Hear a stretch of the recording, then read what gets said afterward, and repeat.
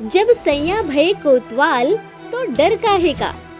गांधी परिवार पर तो ठीक है, लेकिन अमित शाह के बेटे जय शाह को कब गिरफ्तार करेगी ईडी या सीआईबी? जी हाँ, आज राहुल गांधी ईडी के बुलावे पर पहुंचे, जहां उनसे कई घंटों की पूछताछ हुई।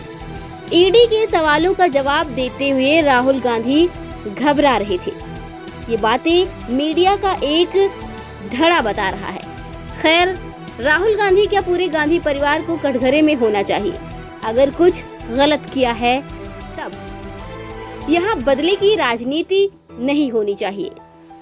हम बदले की राजनीति इसलिए कह रहे हैं क्योंकि भाजपा की मोदी सरकार सिर्फ गांधी परिवार को निशाना बना रही है, लेकिन दाग तो भाजपा नेताओं के भी गहरे हैं जो शायद ही छूटे।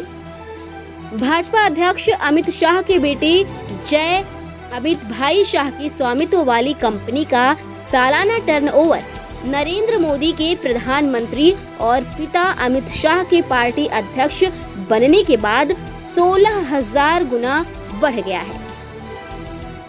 ये बात रजिस्ट्रार ऑफ कंपनीज ROC में दाखिल किए गए दस्तावेजों से सामने आई थी, जिसे न्यूज वेबसाइट वायर ने दिखाया था, जिस पर जय शाह ने 100 करोड़ रुपए की मानहानि का केस भी किया और इसके बाद वायर के ऑफिस पर छापे भी पड़े।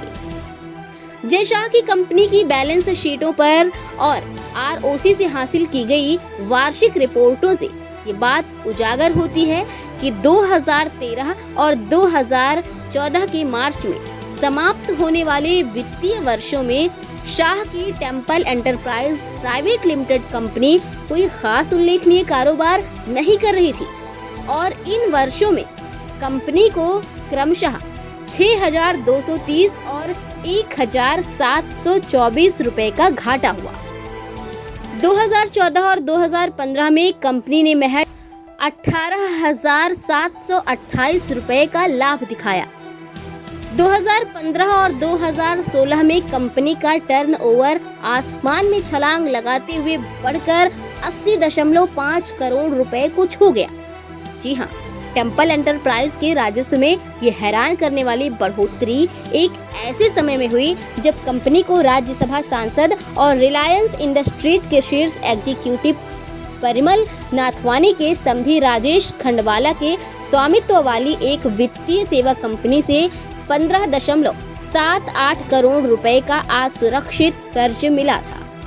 हालांकि एक साल बाद अक्टूबर 2016 में जय शाह की कंपनी ने अपनी व्यापारिक गतिविधियों को अचानक पूरी तरह से बंद कर दिया।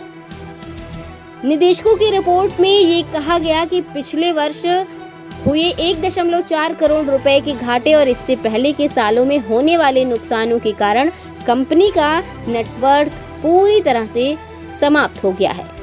द वायर ने गुरुवार को जय शाह को एक प्रश्नावली भेजी, जिसमें उनसे टेम्पल एंटरप्राइज की संपत्ति में आए इस उतार चढ़ाव और ROC के दस्तावेजों के अनुसार उनके दूसरे कारोबारों का ब्यौरा देने की गुजारिश की गई। इस पर उन्होंने ये जवाब दिया कि वे यात्रा कर रहे हैं, इसीलिए तुरंत इस बारे में कोई जवाब नहीं दे सकते हैं। खैर, जो भी हो, मोदी सरकार को सभी के खिलाफ निष्पक्ष कार्रवाई करनी चाहिए, क्योंकि बहुत सारे मामलों में देखा गया है कि जो दागदार होता है वो भाजपा में आने के बाद पाक साफ हो जाता है। ब्यूरो रिपोर्ट, मनीष कुमार अंकुर, नई दिल्ली।